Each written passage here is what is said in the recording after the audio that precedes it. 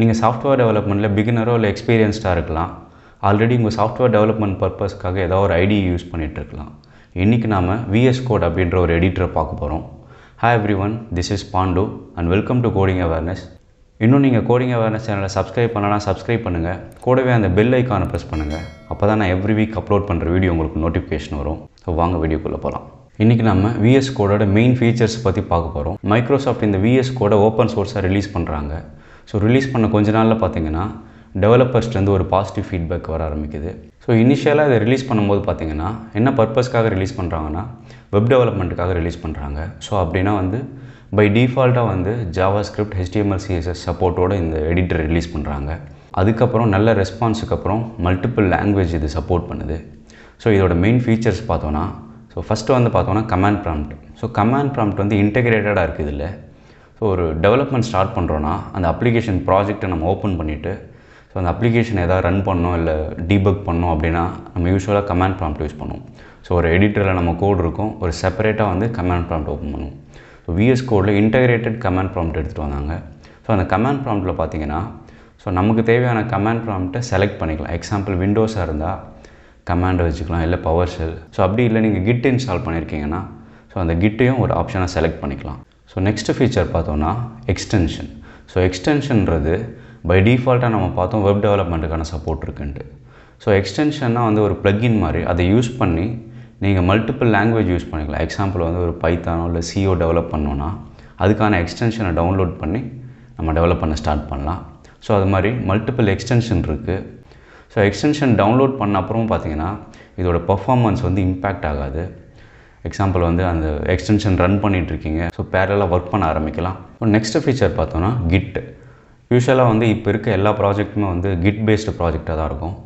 So அந்த kit based ப்ராஜெக்டை நம்ம க்ளோன் பண்ணிவிட்டு நம்ம ஒர்க் பண்ண ஸ்டார்ட் பண்ணுவோம். அப்போ என்ன பண்ணுவோன்னா அந்த கிட்டை கமிட் பண்ணுவோம், புஷ் அண்ட் புல் பண்ணுவோம் ரெப்பாசிட்டரிலேருந்து. ஸோ அதனால் இவங்க பை டிஃபால்ட்டாக கிட் இன்டெகிரேஷனும் எடுத்துகிட்டு வந்துட்டாங்க.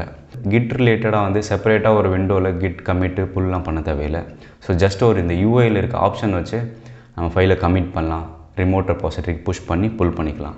ஸோ அது இல்லாமல் அதர் கிட் ரிலேட்டட் ஆப்ஷன்ஸும் நம்ம இதில் யூஸ் பண்ணிக்கலாம் அந்த UI மூலயமா. அடுத்த ஃபீச்சர் பார்த்தோன்னா கமாண்ட் பேலட். ஸோ கமாண்ட் பேலட்ன்றது ஒரு சர்ச் பாக்ஸ் மாதிரி டிஸ்பிளே ஆகிட்டு அதில் ஒரு டிஃபால்ட் ஃபீச்சர்ஸ் என்னென்ன ஃபீச்சர்ஸ் இருக்கோ அதை நம்ம தேடி யூஸ் பண்ணிக்கலாம். ஒரு லிஸ்ட் பாக்ஸ் வரும், அங்கே நீங்கள் vscodeோட என்டையர் ஃபீச்சர்ஸும் அங்கே லிஸ்ட் ஆகும்.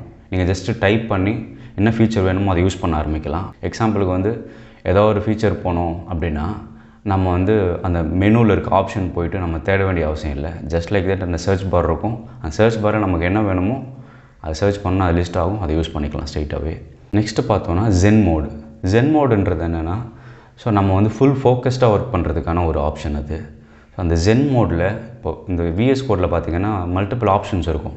ஸோ லெஃப்ட் சைடில் ஃபைல் நேவிகேட் பண்ணுறதை பார்க்கலாம், கீழே ஸ்டேட்டஸ் பார் பார்க்கலாம். ஸோ இது மாதிரி மல்டிபிள் ஆப்ஷன்ஸ் ஹைட் ஆகிடும் அந்த ஜென் மோட் போனீங்கன்னா. ஒன்லி டாப் மெனு ஆப்ஷன் மட்டும் தான் விசிபிளாக இருக்கும். மேபி அது ஃபுல் ஸ்க்ரீன் மாதிரி போயிடும். நீங்கள் கோட் டெவலப் பண்ணுறதை மட்டும் ஃபோக்கஸ் பண்ணலாம். ஸோ அதுதான் ஜென் மோடுன்றது. அதில் பார்த்தீங்கன்னா நீங்கள் வேறு ஏதாவது ஒரு ஃபீச்சர் நேவிகேட் பண்ணணும் அப்படின்னு பார்த்தோன்னா கமாண்ட் பேலட் யூஸ் பண்ணி எந்த ஃபீச்சர் நேவிகேட் பண்ணணுமோ ஈஸியாக நம்ம நேவிகேட் பண்ணிக்கலாம். ஸோ இதெல்லாம் தான் பார்த்தோன்னா மெயின் ஃபீச்சர்ஸு. ஸோ அடிஷ்னலாக பார்த்தோன்னா இது பை டிஃபால்ட்டாக சின்டெக்ஸ் ஹைலைட் பண்ணுறது, ப்ராக்கெட் மேட்ச் பண்ணுறது. ஸோ ஆல்ரெடி மென்ஷன் பண்ண மாதிரி எக்ஸ்டென்ஷன் ஆர்கிடெக்சர், அப்புறம் கமாண்ட் பேலட், கிட்டப் இன்டெகிரேஷன், ஸோ இதெல்லாமும் சேர்த்து நம்ம இந்த டெவலப்மெண்ட் எக்ஸ்பீரியன்ஸ் ஈஸியாகுது. ஆக்சுவலாக பார்த்தீங்கன்னா ஸோ இவ்வளோ இன்டெகிரேட்டட் ஆன அப்புறமும் இதோட பர்ஃபார்மன்ஸ் டிக்ரீஸ் ஆகாது. ஸோ ஈவன் நீங்கள் எக்ஸ்டென்ஷன் ரன் பண்ணாலும் கிட்டப் இன்டெகிரேட்டடாக இருந்தாலும் ஸோ இது லைட் வெயிட்டாக இருக்கும், பர்ஃபார்மன்ஸும் நல்லாயிருக்கும். ஸோ அதுதான் இதோட சக்ஸஸ்க்கு இன்னொரு ரீசனும். ஸோ மல்டிபிள் திங்ஸ் ரன் பண்ணிகிட்டு இருந்தாலும் இந்த அப்ளிகேஷன் பார்த்திங்கன்னா ஹேங் ஆகாது. ஸோ ஸ்மூத்தாக ரன் ஆகிட்ருக்கும். ஸோ டெவலப்பரோட எக்ஸ்பீரியன்ஸ் நல்லாயிருக்குன்றதால so most of the developers இது ப்ரிஃபர் பண்ணுறாங்க. இன்றைக்கி உங்களுக்கு பேசிக்காக vscodeோட ஃபீச்சர்ஸ் தெரிஞ்சிருக்கும்.